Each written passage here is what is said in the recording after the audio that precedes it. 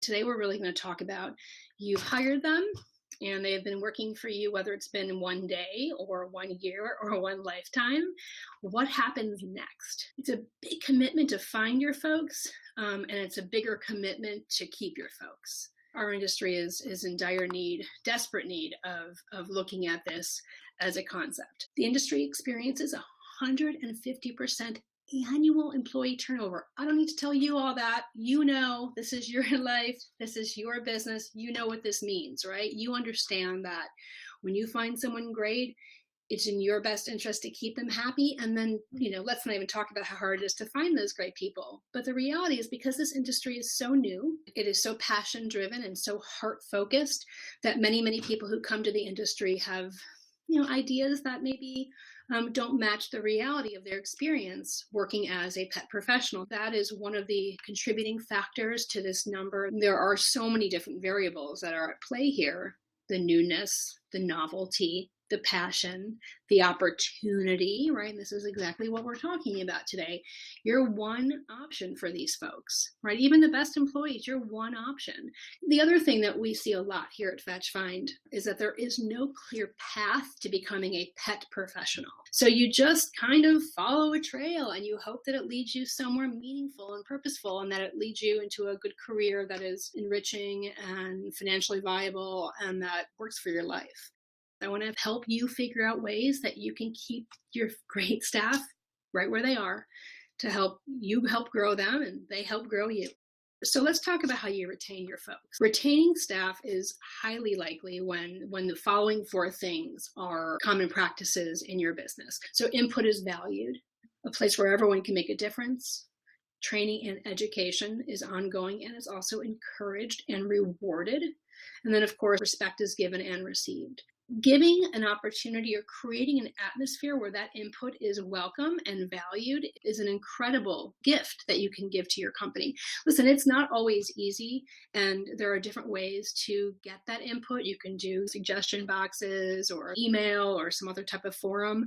But if there's ways you can get input, not only is it helping you to grow your company, but it's helping you to grow the relationship between you and your staff members. So let's talk a little bit about some tactical things that you can do around engagement. Keeping your staff here and happy is going to help you grow your bottom line. Referral codes on business cards. Let your staff grow your business with you. They're going out and they're passing out, business cards at parties, dog parks, wherever. A little code, they get 10% of the first month. They get, a $100 gift card, whatever it is that you want to do to bonus them and to acknowledge that they are working hard to support your company and that they're excited to be a part of it is a wonderful way to acknowledge that. It speaks to the whole point of additional commission for clients that they bring in. This goes right into creating different contests and incentives for your staff for anything from performance to referrals, lack of incidents. There are many, many different key performance indicators or KPIs that you can select that you can let them measure themselves around what you think are important metrics and then reward their performance based on this. There's lots of things you can do to acknowledge that your team members or that your staff members are doing the right thing. Again, that's just going to create additional and deeper engagement. Training, continuing education. It's such an important part of engagement and such an important part of retention is giving your folks a place to be able to learn and grow. It's the right thing to do because number one, you're going to reduce your risk. Number two, you're going to retain your staff. Number three, you're going to create goodwill. And that is a ripple effect. All of these things, including your own heart, spirit, soul, mind, is all about creating a sense of gratitude and goodwill. When you do that with your team and you give the gratitude, you give the goodwill, you do get it back in spades without question. So some other retention building features of your company. Flex time. And some of these things are going to be more on the level of the traditional office.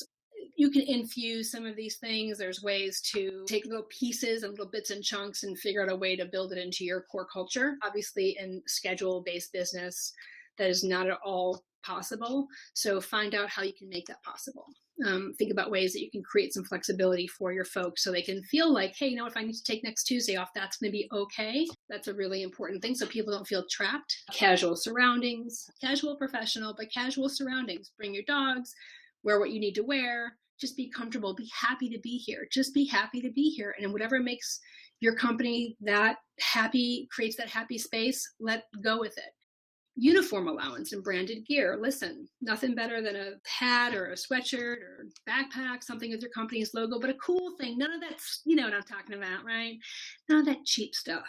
If you're going to go ahead and do some branded gear or going to give for some allowance, like make it cool, make it awesome. You know, find something that you would wear. Buy something for your team that you think is something that they would be proud to wear at their local dog park or running errands or what have you. Dogs at work. We have 3 here today, and that's just how it works. We have 3 dogs in the other room. Now, I know for those of you who are facility owners, you guys have like 1 million dogs there every day, and they're not necessarily yours. But if there's ways you can build in, if you don't already, and I know a lot of folks do, if there's ways that you can build in having your staff be able to bring their dogs to work, and if it's not chaotic and the dogs are obviously appropriate for that environment, that's a great tool. And these are all great things, by the way, as bonuses and incentives overall. If you're able, if you're in a financial position and your company is big enough that you can allow for some traditional benefits, obviously you're going to build retention that way as well. Retention, culture, company growth, all together. Here's a checklist for you. Quick and comprehensive onboarding. Make it easy for them. Give them tools that they can come to your business, they can come for their first day, week, what have you, and it makes sense what they're expected to learn and what they're expected to do, whether it's shadowing, whether it's online learning, whether it's handouts, whether it's a combination of all of those things. Make it obvious, make it quick, make it comprehensive, make it efficient. Lines of communication being open, that goes without saying, but we'll still say it. Empowering your folks to succeed is the biggest thing you can do, regardless of what their role is or how long they've been with you. There are some days where I feel like I have to really be present and clear and explain everything and like make sure my vision is being communicated in a way that is most effective because that's what's best for the company. And then there are other days or other situations where I feel like, you know what, I'm going to let them just do this and see what happens. Or, hey, I know that they can do this because I've done it 10 times before in different forms, and this is just a different day, different situation. I don't know anyone that's perfect at it, but when you make the attempt, when you let people be successful, the retention will follow. In fact, this speaks to the whole point is if they do ask for help, hey, listen, I have a question, help them to the degree that you feel like they need the help.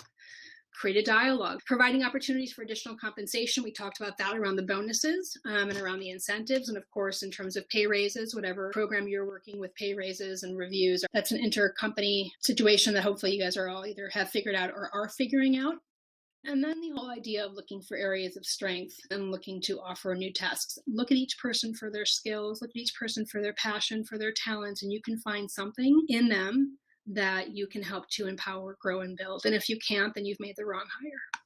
I'm a dog trainer, so this is always part of my advantage, which is give them tools, set them up for success, make it awesome for them. That's how we train dogs. That's how we work with our employees. Don't let them just figure it out. Don't set them up for failure. And make it a great experience. Those are your key tools for being successful with retention, keeping employees happy. That is it, guys. I hope that you got something from this. I hope there was something that's going to be helpful for you to have a better life, to have a better staff, to have a better business, to have a better day, whatever that might be. Have a great day, and I'll see you all very soon.